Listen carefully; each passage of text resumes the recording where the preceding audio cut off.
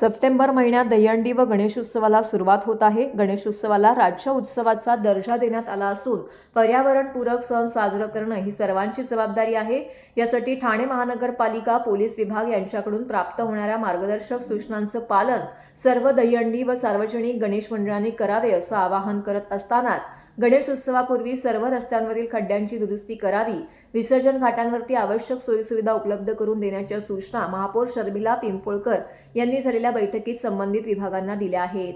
महापालिकेतील कैलासवासी नरेंद्र बल्लाळ सभागृहात महापौर शर्मिला पिंपोळकर यांच्या अध्यक्षतेखाली झालेल्या बैठकीस अतिरिक्त आयुक्त प्रशांत तुर्डे, उपायुक्त जी गोदेपुरे, जितेंद्र निकम, प्रदूषण नियंत्रण अधिकारी विद्या सावंत, महापालिकेचे सर्व उपायुक्त, सहाय्यक आयुक्त, सर्व विभागांचे पोलीस उपायुक्त, पोलीस सहाय्यक आयुक्त, वरिष्ठ पोलीस निरीक्षक अधिकारी, टोरंट पॉवरचे अधिकारी, ठाणे जिल्हा गणेशोत्सव समन्वय संस्थेचे पदाधिकारी उपस्थित होते। पर्यावरणपूरक सण आणि उत्सव साजरे करण्याबाबत उच्च न्यायालयाने केंद्रीय प्रदूषण नियंत्रण मंडळ, महाराष्ट्र प्रदूषण नियंत्रण मंडळ यांनी वेळोवेळी मार्गदर्शक तत्त्वे आखून दिली आहेत। त्या अनुषंगाने मूर्तिकारांशी चर्चा करण्यासाठी या बैठकीचं आयोजन केलं होतं। गणेशोत्सव सुरू होण्यापूर्वी सर्व प्रमुख रस्त्यांवरील खड्डे बुजवण्याचं काम पूर्ण केलं जाईल असं महापौर शर्मिला पिंपोळकर यांनी नमूद केलं आहे।